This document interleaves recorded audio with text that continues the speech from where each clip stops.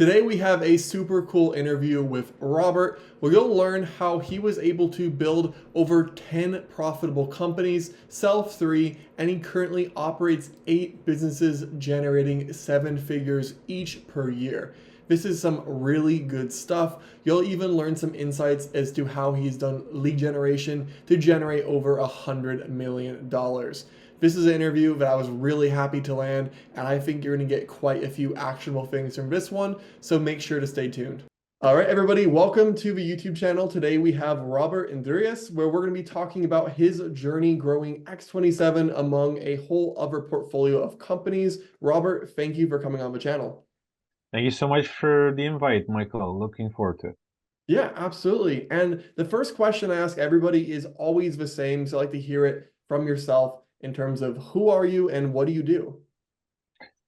Well, I think the answer to who are you for everyone should be an ever-evolving being on the planet, right? So if your answer to who are you is the same now that it was a year ago or 5 years ago, then you're probably not evolving enough, right? So at the time at which people are seeing this video, right? I am a few things, right? I am an owner of a portfolio of 8 businesses, right? 1.5 to 2 years ago, I would have said an owner of 11 businesses because we had 11. We sold 3 of them.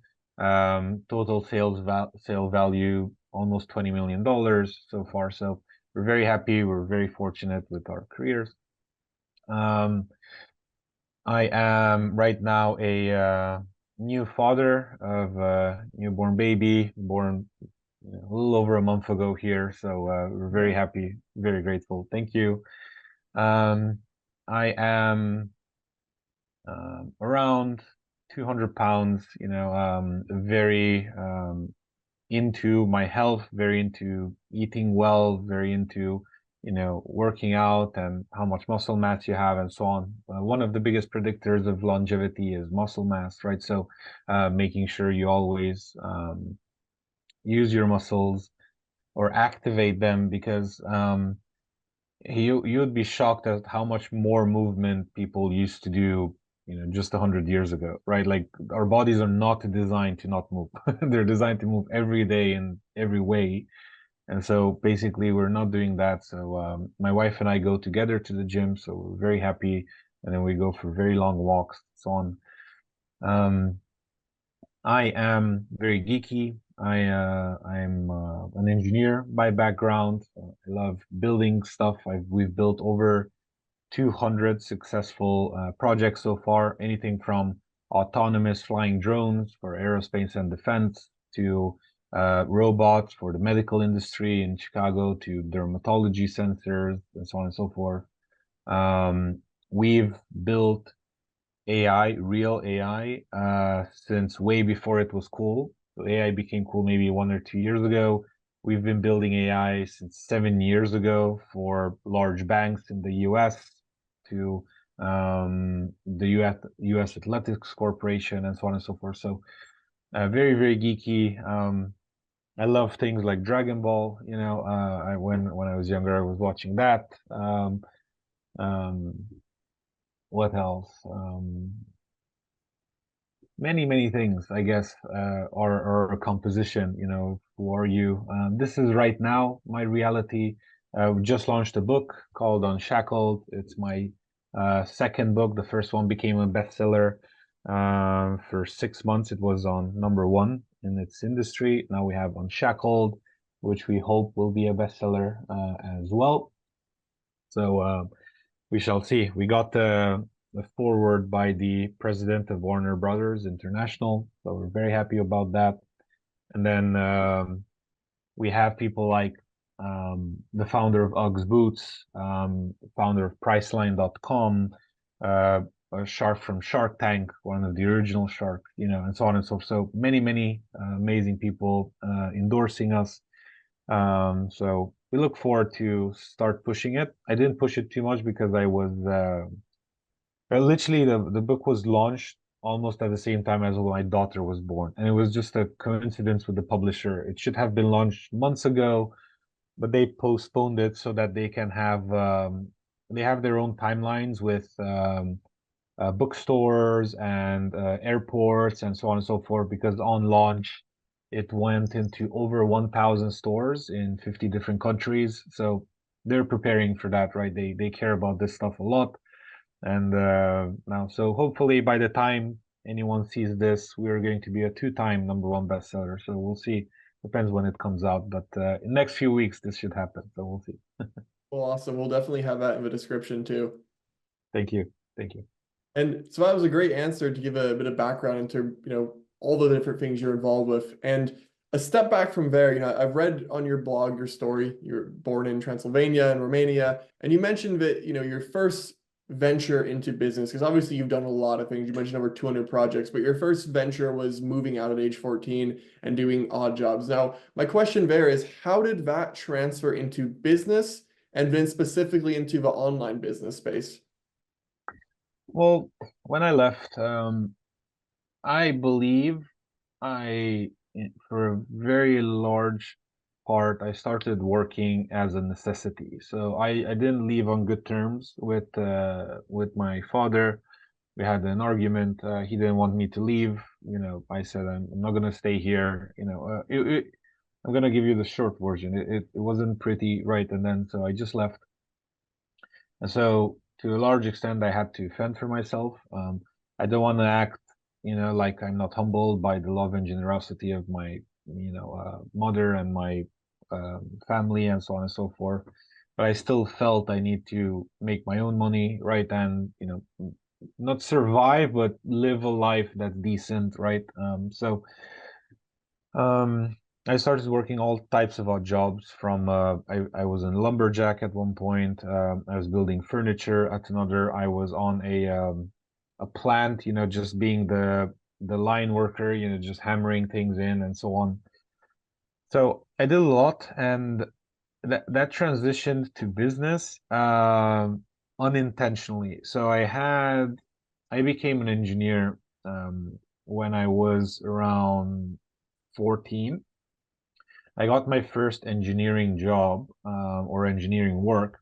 It was to automatize a manufacturing plant and to help it in many ways with clients' databases and calculating where certain parts need to be cut, how they need to be used, and so on and so like a lot of cool stuff. The story is long, but I won't bore you.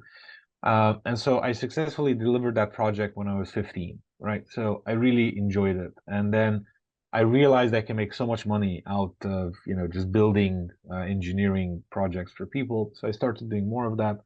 Then I found many other jobs in other roles. I used those. And at the end of the day, I felt not cared for in any of the roles I was. I felt that the company didn't care about me. Didn't matter how good I was or how much I would work and so on and so forth. And so after being let down by, so many different corporates, and this was the case a while ago. I don't know if it's still the case today, but I'm talking over 10 years ago. And I couldn't find a company that actually cared about me as a person. But also, I just left. And then I started an engineering firm. I really liked that. We had our own clients. I would take people on, hire them, treat them well, pay them well, and so on and so forth. And I just started there. And after I had success with that, then I met Alex, a that was for my second company. So X27, my marketing agency, is the second company I have, or third maybe. I can't remember exactly. I know Westrom is 13 or 14 years old, and X27 I think is 9 years old at this time, right? So um, I was adding companies to my portfolio very slowly at that time. Now I add a company every year. So 1 to 3 companies a year. Depends on, what's thrown at me many times, because sometimes an opportunity is just so good, I just accept it even though, I had multiple other things in the pipeline. Or other times things shift, right? And so I don't start a project, I postpone it strategically, and I say, not right now. The book is my main priority right now, or another venture I'm starting, like Ovanda, right? The business management platform and so on. So whatever I get as a priority, I just focus on that. Like from time management. And then when that's done, then I move on to other projects. But that's how I got into entrepreneurship, just out of a craving of mattering, right? Because I felt I didn't really matter, or people didn't make it feel like I matter in any of the businesses I used to work in. Well, that's an interesting transition. And I'm curious, Vera, with Alex, you've been partners for a very long time.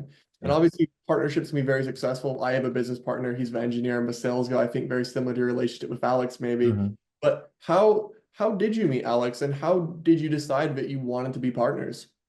So Alex and I were part of an entrepreneurial group on Facebook. Back then, Facebook was the place to be. And even now, you can find, like, most groups, most coaching groups and consulting groups and masterminds have a Facebook group, because it's just so convenient to do things there. It's so much. You have so many more features than on LinkedIn or anywhere else, right? It just gives you the chance to do many things, polls and lives and so on and so forth. So we met in the Facebook group, and Alex asked in the group, "Is there anyone uh, that can help me write content, right, for something?" And I owned an agency, basically. It was a full stack agency, engineering, marketing, and consulting. So I said, "Yeah, we can help, no problem." So then I started helping him with content. He really enjoyed it. He gave me feedback, obviously, because he has a specific voice. So we had to learn his voice, and then we did that. And then he had other things that he wanted done, and we would help with that. And then other things and other things, as he would get more things he wants to delegate. And he was feeling more and more comfortable with myself and my team. So we kept doing that more and more. And at one point, I think around 6 months in, he said that he had a six-figure opportunity to go work full time to do something he really loves. And he came to me. We were starting to become friends, and definitely peers, definitely mutual respect, and so on and so forth. And I didn't know what to do, because this is so fruitful and it's amazing, and I get to do so much, and I get to travel so much, and so on. And I said, well, either way, as far as I could tell, you're delegating all of your work to me, right? And so you can basically just take off and do that, and I'll just keep doing the agency work myself, right? And he was shocked, like he didn't think that's an option. And then we did that. He accepted. He went off to do that. I then started doing the agency work, all of it. I mean, either way I was doing it. Like, there may be 2, 3 tasks he gave me after. And so I was handling all of X27 for, I believe, a little over 6 months. So in the first 6 months, after the first 6 months, he gave me 30% of the company. So he was very grateful, obviously, that I was growing the agency whilst he wasn't even there at all. And then a little over 6 months later, he came back, because he realized, like, hey, this is going so well. Like X27 is just growing, growing, growing. And if he spends his time here, he can actually own the company, and do more. And so he came back, and then we worked together for another about half year, at which point he made me CEO and gave me 50% of the company. So now we're equal partners in everything we do. We're equal partners in X27. We're equal partners in the YouTube channel, the Alex Berman brand. We invested together in growing him, and in the videos, in the editing, and a lot in the courses. We have a ton of courses, and so on and so forth. So we co-invested in everything. It was very good, a lot of success. And the relationship just grew and grew and grew from there. And now we talk very little, because, like, we have all of our projects going on, and so on and so forth. And both of us became parents this year, right? So we are very lifestyle oriented. big business, big corporate isn't for us, or has not been until now. We love waking up whenever we want to wake up. We love working whenever we want to work. We love going to bed when we want to. We love picking our clients. We love picking our employees. We love like everything about being free, right? Like we've created the world in which we can be free. We can do whatever we want, whenever we want. And so being there for our children is part of what we want, right? So a large part of our days and our weeks are dedicated to that now. And we didn't hurry. We took our time, right? So I'm 33 at the time of this recording. I Alex and I passed $1 million when I was 25. He was 24. Then I passed 10 million when I was 31. Alex was a little bit less ambitious on the business side, right? I don't know if he passed 10 million yet, but I do know that we just were growing, every year. And now I'm 33. My goal is to maybe pass 100 million at one point. At the same time, my companies are just being gobbled up. Like people just want to buy whatever it is we have. X27 got several buyout offers that we didn't accept because it's just such a big brand in the industry, and anyone that doesn't understand that isn't worthy of buying it, right? Um, when you look at the history of X27, it was born when email marketing was becoming a thing, right? Like we were at the forefront of email marketing and anything that had to do with outreach and prospecting online and so on. So that's basically our background there, how we met, what we're doing. And we have a bunch of cool projects in the pipeline that we're working on. We're just excited in general for life. That's an awesome story, and you remind me a lot about my partner and me. He's an Mhm. engineer. I have our personal brand, obviously on a smaller scale, but it's motivating to see that you guys have been working together successfully for so long. So it kind of paints a Mhm. picture of a life you do the same. So I appreciate Mhm. you sharing that. And you mentioned something there. You're one of the forefathers of cold email marketing. Obviously, if you go on YouTube, I think Alex probably had the first or at least first 10 YouTube videos ever on cold email. Yeah. How did you get into that space? Was it something where you're like, oh, we did this for ourselves, let's do it for others, or what first got you into the cold email world? Yeah. So very easily, we were investing a lot in ourselves and learning and so on and so forth, and we still do to this day. It's weird, like I wouldn't have expected when I was in, my late teens or early 20s to still be learning at this. Like I would just read about these, highly successful individuals, and they say that, we're living life as constant learners, we're always learning and stuff, but for some reason when I was younger, I said like at one point I'm just gonna stop. Like I will know what I need to do, and I will just take life from there.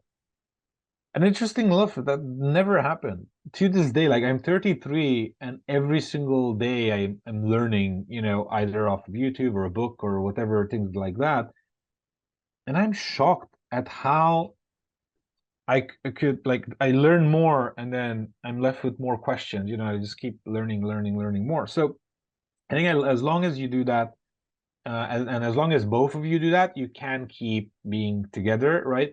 The issue falls when people don't evolve in the same way. Like one stops evolving at one point, and then they start separating a little bit, or they do evolve, but they evolve in a different direction, right? Like, and that's perfectly reasonable. So if you and your partner evolve in different directions, 5 years from now or whatever, X years from now, that shouldn't be like a pain. That should be like a natural way of how things are. It doesn't mean that it wasn't great, or that you didn't have a lot of great karmic exchange one from the other, you learning lessons from him and vice versa, right? It just means that you're evolving in different directions. So um one of us, maybe, like if we have multiple children, at one point we can retire. Like that's also an option. Like we have all the money we need, it's just building and building, more wealth. I have over $1 million in real estate, right? I own my house fully. Like there's no mortgage, there's no things like that. So we can decide at any point to just say, okay, I'm going on a 2-year sabbatical, and that would be a perfectly reasonable thing to do, considering how much we've been working in the first quarter of our lives or whatever, or of our careers, right? And so to go back to your question, sorry, we are, let's say, in a place where,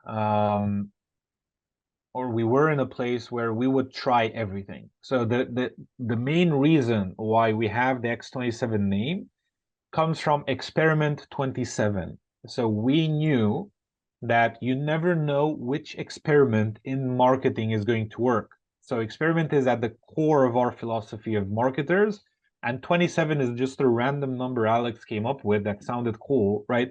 Because literally you don't, maybe it's, number 27. So we were trying YouTube, we were trying email, we were trying LinkedIn, we were trying Facebook, we were trying everything.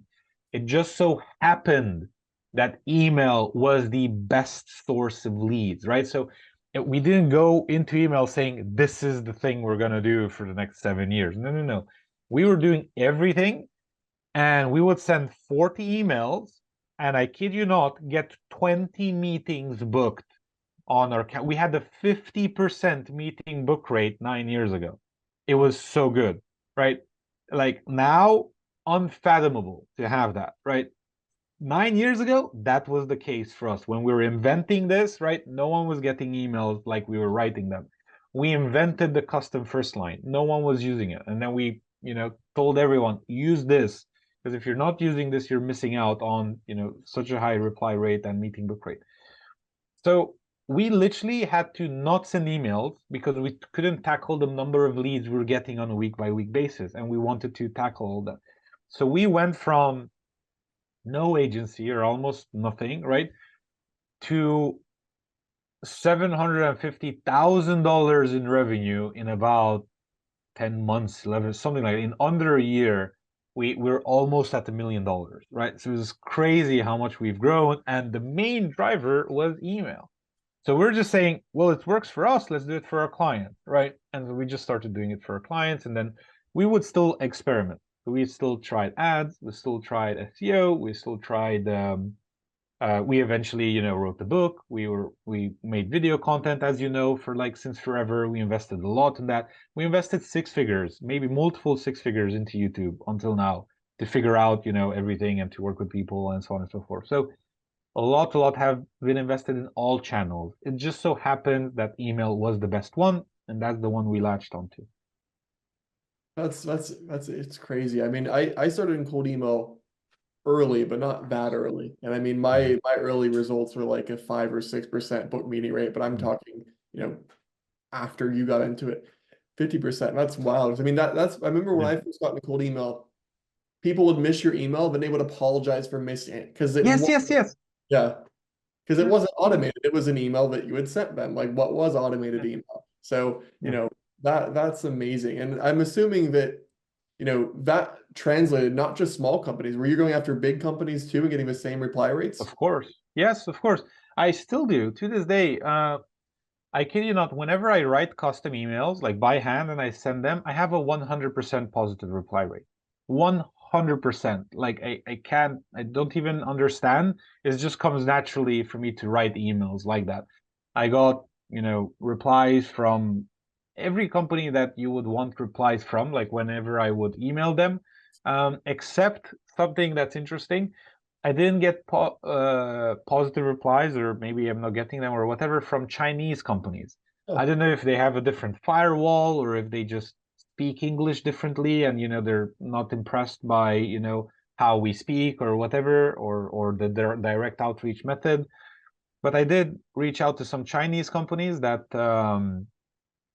I knew are exceptions. So, but I keep trying because you never know, right? And it's experiment 27, right? So, if I don't reach out to China, but anywhere else on the planet that I want clients, whether that's France or Germany or the UK or US, it doesn't matter. I always get positive replies, and that's basically it. It's still cool to this day to use email in this way. and within X27, what type of companies are you generally working with? Are you working with like large enterprise or startups? Like where do you find most of your clients lie? I don't find we're picky at all. It might sound weird to anyone saying, hey, does a 9-year company still experiment every time? And the answer is yes, we do. Just like in Amazon, if you go, I have friends working in Amazon, like very, very high level, that they have $5 to $10 million budget approvals and so on and so forth, right? And they really tell me it is a startup environment, right? Every day is day one. That's one of the core principle in Amazon. And for us, it's very similar. Like we pivot so many times that people would find it almost discouraging. Like, where's the stability in this? Well, the stability is, almost a decade of amazing results, right? And, bragging rights and industry allure and, the #1 book in marketing and so on and so forth. There's also we have a lot of success as a result of our methods, and actually the endorsement that we got from the founder of UGG boots. I think it was from him. He said that Unshackled explains one of the core principles that have led to my success, which is pivoting. You always need to pivot, new markets, new strategies, new sales methods, new people, and so on and so forth. So he had a very, very cool endorsement, and we talk about pivoting a lot in the book. And it really is core to our philosophy. If you can look in history at companies like Kodak, right? The biggest company in, the let's say snapshot, history of taking pictures and so on and so forth. And they did not want to transition from physical cameras to the digital camera. They literally refused to do that, and they just died off as a company, right? Which I think isn't smart at all. Even if you have amazing success with one thing, and you see another thing coming out that is powerful and innovative and great, you would still set up a business division for it. Even you just don't want to miss the boat, right? Even just for that purpose, especially at Kodak's money, right? It was $1 billion company. It could have spent, whatever, 100 million a year just to do digital, and it would have noticed by its own sales that people buy more digital than physical, and so they would have saved the company, but obviously they didn't. And then Sony came along and Canon, all of these great companies, and they just went bankrupt. Given your philosophy of experimenting, what does your packaging look like for clients? I've always wondered that. If you're doing is your core service, we do marketing and then it's a massive array of experiments, or what does that look like in terms of actual packaging for your clients? Our core service is we get you leads. So the philosophy, the 9-year-old philosophy um, of X27, from the very moment we started, we say that we measure dollars, not likes. We don't care about engagement. We don't care about reply rates or whatever. We only care about getting our clients an ROI. So if a typical client pays us 50 to 100 grand, we make sure they make anywhere between a 250,000 to sometimes we've made companies over 10 million a year, right? So it just depends on what works for them, but we only talk in leads and revenue, right? So when we talk to clients, we don't say we're going to do email marketing. What we say typically is, do you want more leads? And if you want more leads, how many more? We'll figure out something. They say, hey, we can try email, right? We can do this, we can do LinkedIn, we can do ads, we can do SEO, we can do, a lot of things. And we've done everything. And we've found many, many things to work. And for some clients, for example, email doesn't work. It just doesn't generate enough leads to make it worth their while. However, cold calling works. You would think cold calling is dead. It's not. It depends on what you're selling, right?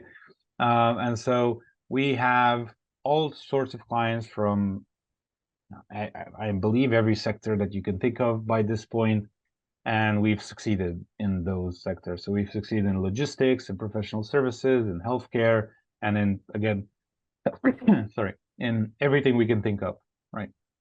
Now, one question as a CEO is, I'm just thinking that sounds like a lot of moving pieces. right? There's like it's hard to standardize fulfillment when you're doing so many things. So how have you built your management structure to be able to test so many things for each client? We've built it with entrepreneurship in mind. So every person in the company and in all of my companies has entrepreneurship as a main skill set. And entrepreneurship is a skill, right? It's something you evolve, you grow, you nurture. And so, for example, my admin team, when I started my admin team, maybe 12 years ago, um, they didn't know how to do anything, right? It just I would just need assistance. I would need support assistants and executive assistants and so on and so forth. So they wouldn't know how to do anything. But then slowly we would just build SOPs, build SOPs, build SOPs. Now anything I give them to do, they just figure out by themselves and they just get it done, right? So for example, I don't know, maybe 3 years ago was the first time we set up a C corporation with, $10 million of shares and so on, is because we wanted to sell it, we wanted to take public and so on. And so I didn't do anything. I just told them we want to C corporation, figure it out, get it done. Right. Two weeks later, we had everything, we had the bank, we had, and so on. They just figured it out, right? Anything we want to do, we want to incorporate in France, they figure it out. We need to, you know, file taxes in a different state, they figure it out, right? And so everyone's super entrepreneurial in what we do. X27 is no different. Everyone in X27 says, if this isn't working, let's jump on a call and let's figure out something else that's working. It's just in our core, right? And that's how everyone thinks in our businesses. And that's one of the ways we hire. This is a necessity. We talk about it in the book a lot. Like there are very specific criteria on what you should hire. And the book explains all of them. If you have these things, right, then you should hire that person. If they don't have any one of them, you need to understand, are you willing to compromise on that thing? And this is how it's going to bite you in the butt. And if you don't want to compromise, then keep searching until you find someone that meets all of these criteria. That's really interesting, the level of freedom you give your team. And what that Yes. makes me ask, and just in inquisitive ways, well, aren't you concerned that they're going to want to go do their own thing if they're too entrepreneurial? Or maybe does that allow opportunities for you to invest in more companies? How do you think about that? So the people that are in my team are paid very well. Typically, people in almost every year. I don't know if there's one business where this is not the case, but in all businesses, I'm not the main money maker. In all businesses, other people make more money than I do. And so this has been the case since the inception of my first company. So in the first 3 years of Westrom, I gave myself zero, nothing.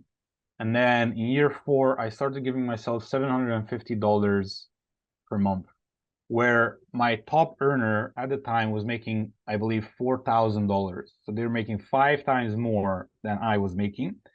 And almost everyone was making more than I, like literally, like because I was giving myself so little. And then at one point, few years after that, 2 or 3 years after, or however much after, I started giving myself $2,000 a month. But by that time, the top earner was at $6,500 or something like that. So I was still 3 times less paid than the top person in the company. And at one point, the top earner in the company was making $12,000 a month, and I was still making $2,000, right? And so people have no reason to leave. They see the books, right? Like they see the reality of the company and they see that they are being paid very well. Not only do they see it, they even manage it. They take decisions based on profitability. They don't come and ask for a raise unless the company is doing well and they're part of the reason why the company is doing well. But when it is, they're asking for a raise. Can I get 10% more? Can I get 5% more? Right here and there, they're asking for bonuses, right? When they do good and the company grows. Um, I obviously have done very well for myself on exits, of companies or things of that nature. The My companies have bought my cars, so I didn't really spend on cars. The company would spend. That's an expensive, I guess a few $100s a month, whatever the car, lease costs, and so on and so forth. So I'm almost never, and I don't think there is an exception, but I'm almost never the top earner in any of my companies. And I don't mind because I have 8 income streams, Sure. 9 with the book, 10 with the second book, 11 with a little bit of real estate and so on and so forth. So I have so many income streams. For me, it doesn't matter to be the top earner in any of my businesses because I just make enough. And I reinvest almost all of my money into my businesses because that's how you can have them keep growing and growing and growing. Like you're the main investor and you want to see this business grow, then this one, then start a new business here, and so on. So that's why. And people don't go on their own because they see they're treated like adults. And when people are treated like adults, if they're competent, again, there are many incompetent people that they believe they should earn more, right? And then they do their own thing and they fail. I haven't had one person leave my companies and try to do their own thing and succeed. Not even one. Like at least 100 people tried. All of them failed to do this, and they would just get jobs somewhere else eventually, right? Or just earn less, right, at whatever it is they're doing. I remember we had someone in X27 specifically that was doing great for us, but they're just making mistakes, a lot of mistakes and so on. I can't remember. And at one point, I think, we decided to part ways because, it just, I think they came to us and said, like they can't do this anymore because it's too much time and so on and so forth.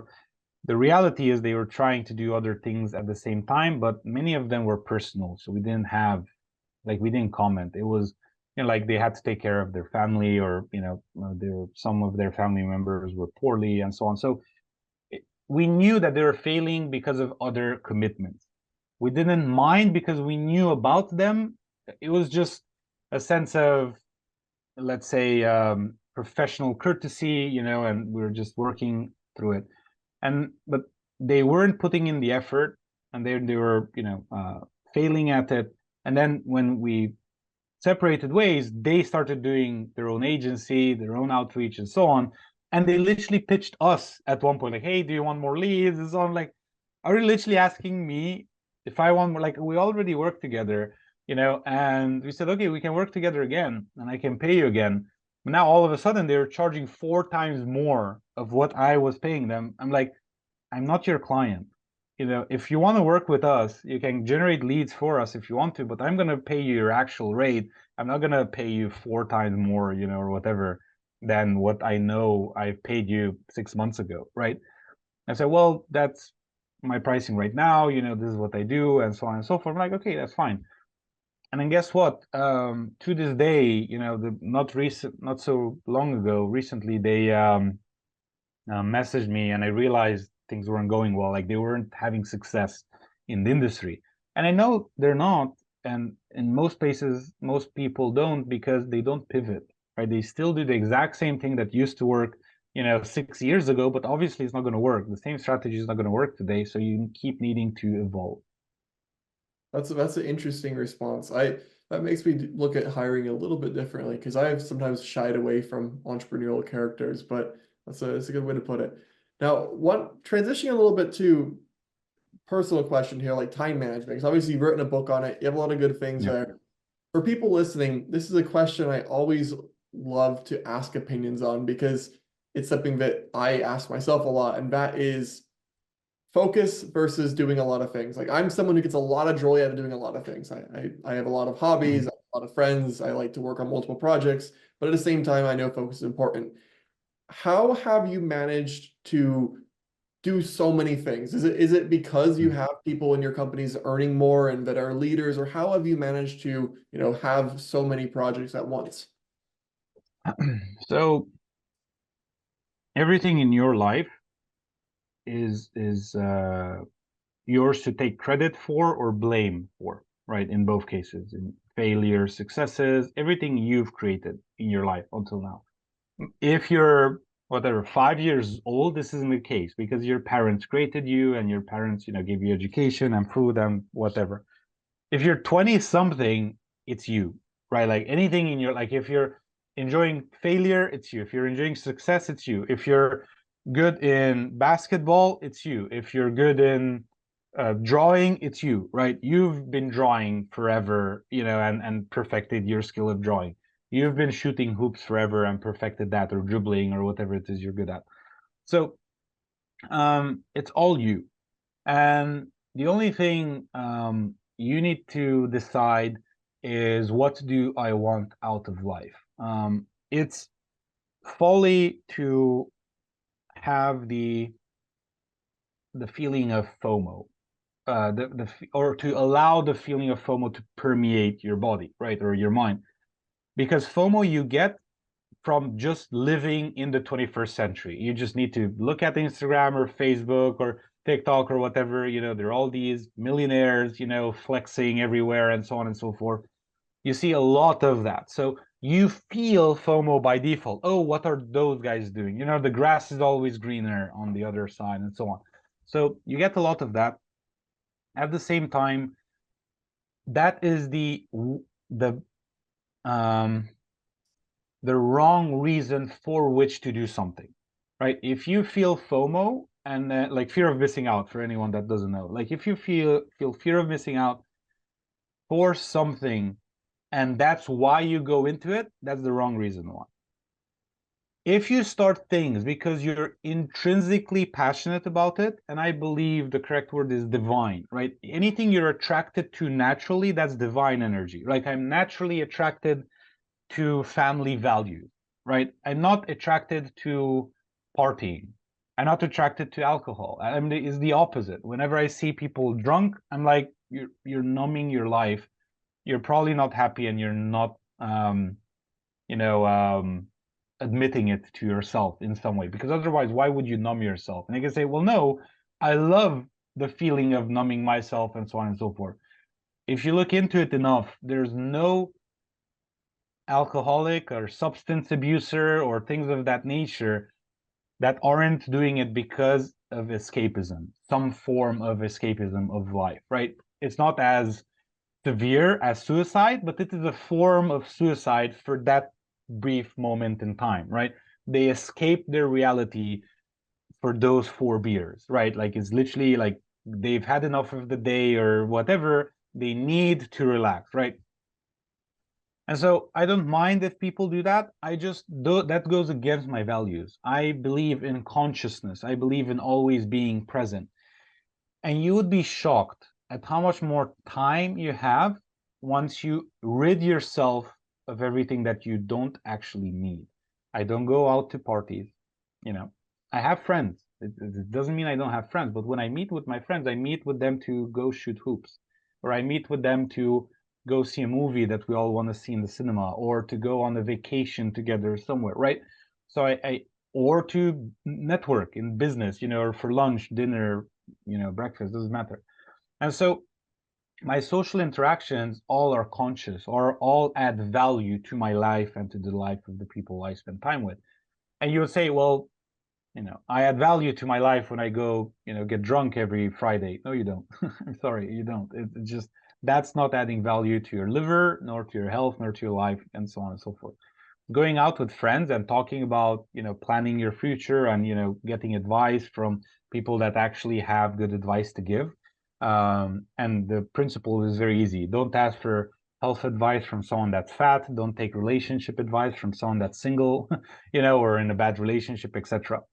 So basically, you should do things that you're naturally inclined to do. When you're naturally inclined to do things, you get energy. You don't spend energy. This is how you know you're doing something you should be doing, right? At the end of the day, whether it's 5 p.m. for you or 7 p.m. or 9 p.m., doesn't matter. Ask yourself, do I feel energetic? Like, do I feel like I've done a lot today, and I've made progress and I've done cool things? If you feel that, you're probably in a good zone, right? Probably. Again, I don't know, because this is a bit too generic, right? But you might have 1,000 people watching this show, right? And so I can't say the same for everyone, but it's probably a good sign. Like if you're getting energy from the things you do, then you like it. If it's draining you of energy, you probably shouldn't be doing that. You probably should delegate that, or someone else should be doing that, or you shouldn't be in that industry altogether, or whatever, right? And so that's how I think of it. So now imagine I typically have 2 to 3 times more energy because it's not time management, it's energy management, right? And so many people get it wrong. Time, so I'm an engineer. Any engineer can tell you that at the beginning of a program, you define constants, right? In C++ and so on and so in old school programming, you used to define a constant. And you intentionally define a constant because not even by accident can you change that. It's always the same. If it's 5, it's 5 forever, right? Whatever it is defined at the beginning, that's the number. Time is a constant. You cannot manage time. The only thing you can manage is your attention and your energy, right? So these are the only two things you manage. And so by default, I have 3 times more energy than almost everyone else because I invest in things that give me energy. And so I can do, in any given month, I can achieve as much as someone else achieves in 3 months. Because whilst they're busy draining their energy and spreading their attention too thin because of FOMO, I'm hyper focused on things I actually want to do and things that are actually driving the needle forward on what my life goals are, right? In terms of how can I manage multiple businesses at the same time, I can't. Almost no one can at this level. What I do is I own the businesses. I don't manage them, right? I couldn't manage 8 businesses as a CEO. I have CEOs in all of my companies, right? There's a main guy, like right now in X27, it's Hagop. We have Hagop as CEO of X27, or Chief of Ops, we named him. But he's basically the CEO. And he runs everything. He runs sales, he runs marketing, he runs delivery, he runs customer success, he runs finances, he runs everything. And I'm just there as basically his peer, sometimes his friend, every time his friend, sometimes his mentor, on certain subjects and so on. We just have a very, very good relationship. And likewise, I have main people everywhere, almost everywhere. 2 businesses where I don't have main people just because I didn't find them. Not out of a lack of trying. It's just I didn't find the right person. And, we did hire some people, but they didn't work out. And so it's just an internal barometer for everyone. For me, it's what I do right now. In the future, I might not want to do this anymore. I might not want to do marketing at all in the future. Maybe I'm just want to do engineering. Or maybe at one point I won't want to do engineering anymore. Maybe I just want to write books in the future, and that will be the only thing I do. Maybe I just want to do speaking in the future. That's the only thing I do. Or maybe I just want to be a father. When I have 4 children, and whatever, maybe I'll just do that. Maybe I'll start a blog on fatherhood and how to raise good children. I don't know. Whatever it will be, allow yourself to reflect. I have a journal. I have so many journals that you can't see them, but I have a stack of at least 20 journals that I've been filling up over the years, just because there's so much to reflect upon, like everything that's going on. And that's basically how I decide on how to spend my time. I really like something you said there. I don't manage companies, I own them. That's cool. Yes. I'm probably gonna quote that at some point. I remember who told me. Well, Robert, this has been awesome. Thank you so much for coming on. As a last question, we'll obviously have your book linked below, but where else would you like people to go? Would you like to go to your website or YouTube channel? So we do have a YouTube channel now that I'm sort of working on. They can find my full name on YouTube, but in general, if they go to Google and just Google my full name, Robert Indries, they will find me. I have my fullname.com, robertindries.com. And if anyone wants to reach me, they can reach me at mail, the word mail at robertindries.com. And if they mention, Michael Gardiner, or if they mention, your YouTube channel or anything like that, I have 4 full-time assistants, but they know whenever I join these things, if I make this offer, and people mention it, I will reply personally to anyone that emails me. I can even hop on a call if it's something, valuable for everyone, and then we'll take it from there. Well, that's awesome. Thanks so much for the offer. And Robert, thank you for your time today. Likewise, thank you so much and have an amazing day. Thank you.